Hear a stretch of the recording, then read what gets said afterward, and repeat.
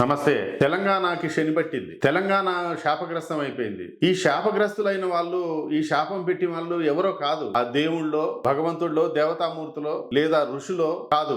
ఈ తెలంగాణ రాజకీయ నాయకులే ఈ తెలంగాణకి ఒక పెద్ద సమస్యగా మారిపోయారు. అందులో ప్రధానమైనటువంటి ముద్దాయి ఈ యొక్క రేవంత్ రెడ్డి గారు. రెండో ముద్దాయి పిసిసి చీఫ్ మహేష్ కుమార్ గౌడ్ గారు. అదే రకంగా భారతీయ జనతా పార్టీ మరియు బీఆర్ఎస్ ఈ చార్ చోర్స్, ఈ నలుగురు దొంగలు, ఈ నలుగురు దోషులు. అంటే బీసీలకి 42% రిజర్వేషన్ కి సమ్మతించినప్పటికీ కూడా ఈ నాలుగు ప్రధాన పార్టీల వాళ్ళు ఈ యొక్క బీసీల యొక్క నోటి కాడి ముద్దని తన్నుకొని పోయారు. వివిధ న్యాయ స్థానాల్లో కేసులు వేస్తూ ఒక కన్ఫ్యూజన్ ని క్రియేట్ చేసి బీసీలు మమ్మల్ని ఏం చేయగలరులే అనేటటువంటి ఒక పెద్ద కుట్రతోటి వీళ్ళు బీసీలని చిన్నాభిన్నం చేస్తున్నారు. ఇది నాటిది కాదు. బ్రిటిష్ పరిపాలన వచ్చినప్పటి నుంచి కూడా చేతి వృత్తుల్ని ధ్వంసం చేయటంలో, వీళ్ళ యొక్క హక్కుల్ని కాలరాయటంలో, వీళ్ళ యొక్క ఆస్తుల్ని దోపిడీ చేయటంలో, అదే రకంగా వీళ్ళ యొక్క కుల వృత్తుల యొక్క ఎదగకుండా వాళ్ళకి సరైనటువంటి సౌకర్యాలు కల్పించటంలో పూర్తిగా విఫలమైపోయారు. అది కేంద్ర ప్రభుత్వం కానీ ఇటు రాష్ట్ర ప్రభుత్వం కాబట్టి ఈ యొక్క బీసీ రిజర్వేషన్స్కి కాలడ్డుతున్నటువంటి వాళ్ళు ఈ యొక్క బీజేపీ, బీఆర్ఎస్, కాంగ్రెస్ వీళ్ళందరూ దోషులే. ఈ మధ్య కాంగ్రెస్ బీజేపీ మధ్య పోటీ అని ఒక ఉవాచ. ఎందుకంటే భగవద్గీతలో శ్రీకృష్ణ వివాచ అని అన్నట్లుగా ఈ మన మహేష్ కుమార్ గౌడ్ పిసిసి చీఫ్ గారు కాంగ్రెస్ బీజేపీ మధ్య పోటీ అని అంటున్నారు. మీకు ఒక విషయం అర్థం కావట్లేదు. ఈ అందరూ రాజకీయ నాయకులకి తెలంగాణలో ఉన్న ప్రధానమైనటువంటి కాంగ్రెస్, బీజేపీ, బీఆర్ఎస్ ఎవరైతే ఉన్నారో ఈ యొక్క రేవంత్ రెడ్డిని ఒక పార్టీగా చూడట్లే, ఒక ద్రోహిగా చూస్తున్నా. అందుకని చార్చోర్ అంటున్నా. ఈ నలుగురులలో రేవంత్ రెడ్డి ప్రధానమైనటువంటి దోషిగా నిలబడటం జరుగుతుంది. మాది కాంగ్రెస్కి బీజేపీకి మధ్య పోటీ, బీఆర్ఎస్కి పోటీ లేదంట. అది మీరు ఎక్కడన్నా ఉండండి, మీరు ఏ రకమైనటువంటి కుట్రలు కుతంత్రాలు చేయండి. మొన్న గ్రామ పంచాయతీ ఎలక్షన్లకు ఈ ఓటర్లు చెంపదెబ్బ కొట్టారు కదా, అదే రకంగా ఈ మున్సిపల్ ఎన్నికలకు కూడా మీరు పోతున్నారు.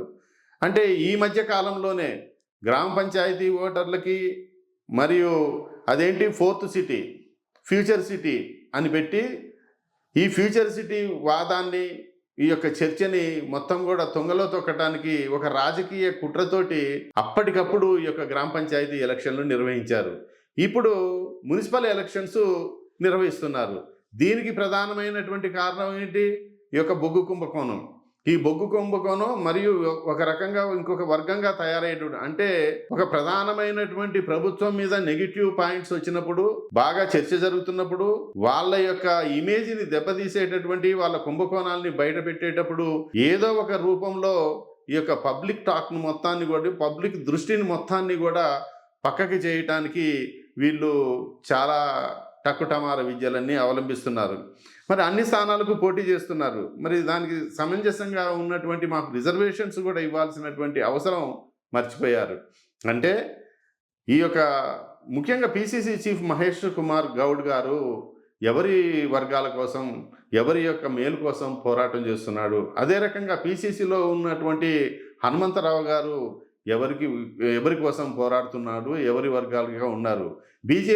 బీజేపీలో ఉన్నటువంటి, బీఆర్ఎస్లో ఉన్నటువంటి నాయకులు ఎవరైతే ఉన్నారో వాళ్ళు కూడా ఈ యొక్క బీసీల యొక్క ఆత్మస్థైర్యాన్ని దెబ్బకొట్టడానికి, బీసీల యొక్క ఐక్యతని దెబ్బకొట్టడానికి కొంతమంది నాయకుల్ని వాళ్ళు తొత్తులుగా ఉపయోగించుకొని బీసీ వాదాన్ని ప్రజల్లోకి తీసుకుపోయేటటువంటి విధానాల్ని అవలంబిస్తూ ఒక అనిశ్చితమైనటువంటి బీసీలపై ఒక అనిశ్చితమైనటువంటి పరిస్థితిని చేయటానికి మరియు బీసీల ఐక్యతకి ఎన్నో రకాల కుట్రలు చేస్తున్నారు. మీరు ఎన్ని కుట్రలు చేసినా, ఎన్ని చేసినా కూడా బీసీలు మొత్తం ఐక్యమయ్యారు. అయితే ఈ సందర్భంగా బీసీ వివిధ పార్టీల వాళ్ళు, బీసీలలో రిజిస్టర్డ్ అయి ఉన్న సంఘాల వాళ్ళు, రిజిస్టర్డ్ కాని సంఘాల వాళ్ళు, అదే రకంగా రిజిస్టర్ అయ్యి సింబల్ వచ్చిన వాళ్ళు, అంటే ఎన్నికల గుర్తు వచ్చిన వాళ్ళు, రిజిస్టర్ అయినప్పటికీ కూడా ఎన్నిక గుర్తు రాని వాళ్ళు, వీళ్ళందరూ కూడా ఒక ఉమ్మడి వేదిక మీదకి రావాల్సినటువంటి అవసరం ఎంతైనా ఉన్నది. ఇప్పుడు మన యొక్క బలాన్ని నిరూపించుకోవాల్సినటువంటి అవసరం తెలంగాణలో బీసీ వాదాన్ని సజీవంగా ఉంచేటట్లుగా మరియు వచ్చేటటువంటి చట్టసభల్లో మన యొక్క ఉనికి కాదు, మన యొక్క బలాన్ని, మన యొక్క శక్తిని క్రోడీకరించుకొని సంపూర్ణంగా విజయం సాధించి అసెంబ్లీని, అదే రకంగా పార్లమెంటులో మెజారిటీ స్థానాలు గెలుచుకునే విధంగా ఈ యొక్క సంఘాలన్నీ కూడా చేసినట్లయితే ఈ యొక్క బీసీలకి న్యాయం జరిగినట్లు అవుతుంది. ముందు తరాలకు కూడా ఒక మంచి సందేశం ఇచ్చినట్లు అవుతుంది.